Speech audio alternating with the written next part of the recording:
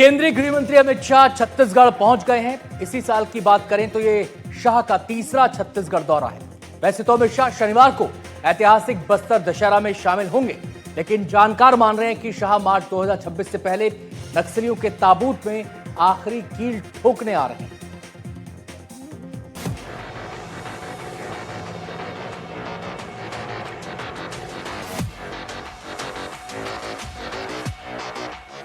दो 270 नक्सली को न्यूट्रलाइज करने का काम एक साल के अंदर किया।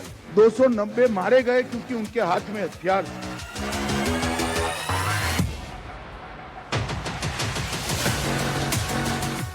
जो हथियार छोड़कर सरेंडर होकर आना चाहते हैं उनके लिए रेड कारपेट है। आइए भाई, आपका स्वागत है। आप मार्च भूले हुए हमारे ही लोग। हम किसी को मारना नहीं चाहते। मार्च 2026 31/3/26 को इस देश में से हथियारी नक्सलवाद समाप्त।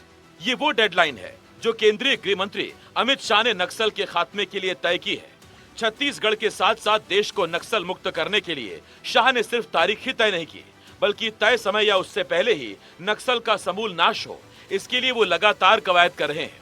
सिर्फ दिल्ली में बैठकर नहीं, बल्कि छत्तीसगढ़ आकर वो इस अभियान के योद्धाओं का हौसला बढ़ा रहे हैं। साथ ही लाल आतंक को संदेश दे रहे हैं कि उनके आतंक के अंत की अंतिम तिथि आ रही है।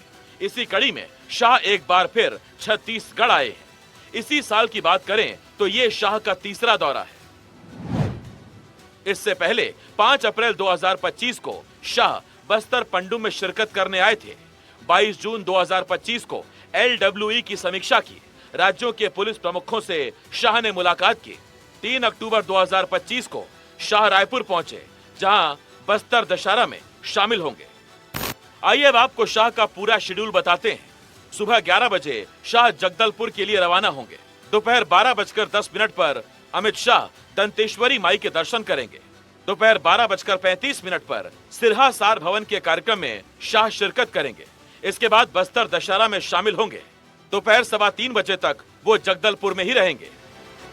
दरअसल 19 सितंबर को महेश कश्यप की अगुवाई में बस्तर से एक दल अमित शाह से मिलने पहुंचा था। इन लोगों ने शाह से बस्तर दशहरा में शामिल होने का आग्रह किया था, जिसके बाद अमित शाह छत्तीसगढ़ आए हैं। लेकिन समझने वाले समझते हैं कि शाह छत्तीसगढ़ आए और सिर्फ बस्तर दशहरे में शामिल होकर दिल्ली लौट जाएं, ये मुमकिन नहीं। अपने 2 दिनों के इस दौरे में जाहिर है शाह एंटी नक्सल ऑपरेशन की रफ्तार और स्थिति दोनों पर जानकारी लेंगे और जरूरी दिशा निर्देश भी देंगे।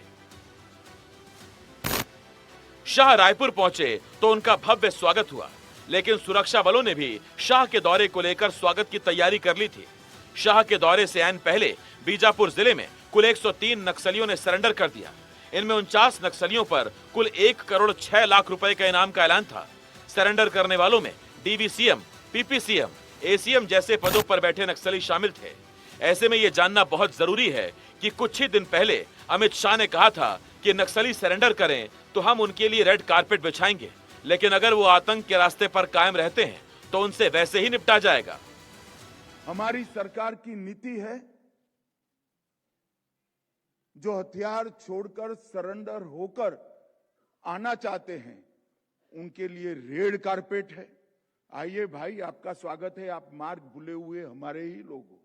हम किसी को मारना नहीं चाहते, मगर आप हथियार में लेकर निर्दोष आदिवासियों को मारना चाहते हैं तो मेरी सरकार का धर्म है इनको बचाना और आपका साथ। छत्तीसगढ़ में जारी एंटी नक्सल अभियान की मार नक्सलियों पर इस कदर पड़ रही है कि अब नक्सली या तो ढेर हो रहे हैं या फिर मारे जा रहे हैं। अकेले बीजापुर जिले की बात करें तो 1 जनवरी से अब तक 420 नक्सली गिरफ्तार हुए हैं। 410 नक्सलियों ने सरेंडर कर दिया है। अलग अलग मुठभेड़ में 137 नक्सली ढेर हुए हैं। छत्तीसगढ़ के लिए नासूर बन चुके लाल आतंक के खात्मे के लिए शाह पूरी तरह से जुटे हुए हैं और शाह के संकल्प को पूरा करने के लिए साय सरकार से लेकर सुरक्षा बल पूरी तरह से ताकत लगाए हुए हैं।